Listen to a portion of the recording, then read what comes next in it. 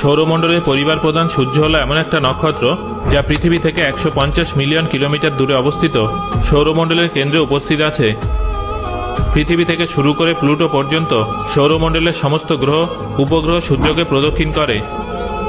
যদিও পৃথিবী থেকে দেখলে আমাদের সূর্যকে একটা শান্ত উজ্জ্বল হলুদ রঙের বলের মতো মনে হয়, কিন্তু বাস্তবে সূর্য এতটাই অশান্ত যে সামনে যাওয়া মাত্র এর তীব্র আওয়াজ যে কোনো প্রাণীর শ্রবণ শক্তি নষ্ট করে ফেলতে পারে, এবং সূর্য এতটাই শক্তিশালী হয় যে কয়েক মুহূর্তের মধ্যে বড় বড় গ্রহকে ধ্বংস করে ফেলতে পারে।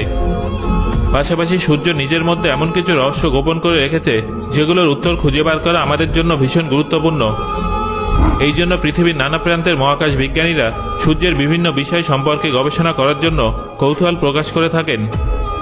সূর্যের সম্পর্কে নতুন নতুন তথ্য জোগাড় করার জন্য আজ পর্যন্ত মোট 22টা সূর্য মিশন করা হয়েছে।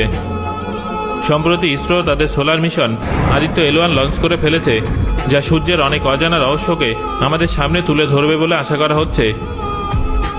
তবে বন্ধুরা, আজকের এই ভিডিওতে আমি আপনাদের সূর্যের এমন 6টা রহস্যময় আওয়াজ শোনাবো যেগুলো শোনার পর আপনারা বিস্মিত হয়ে যাবেন। তাই ভিডিওটা অবশ্যই শেষ পর্যন্ত দেখুন।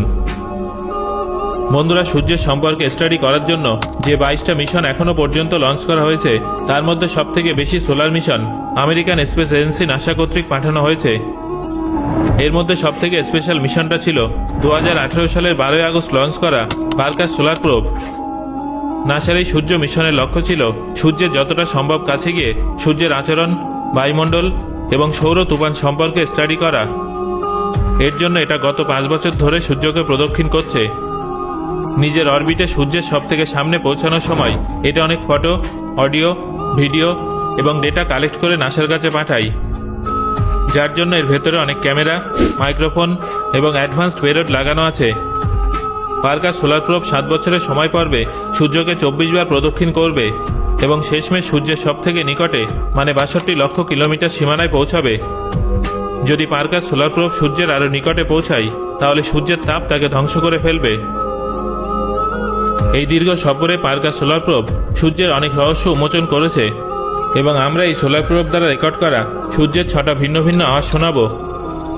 তবে আওয়াজগুলো শোনার আগে আপনাদের জানিয়ে রাখি যে মহাকাশে কিন্তু আওয়াজ ট্রাভেল করে না, কারণ সেখানে শব্দ পরিবহন করার জন্য কোনো মিডিয়াম উপস্থিত নেই।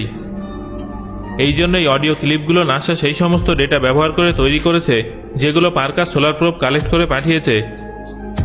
এই ডেটায় সূর্যের বায়ুমণ্ডল, গ্যাস এবং পার্টিকেলের প্রেসার ওয়েভ অন্তর্ভুক্ত আছে। আমাদের দৈনন্দিন জীবনে আমরা এই প্রেসার ওয়েভকে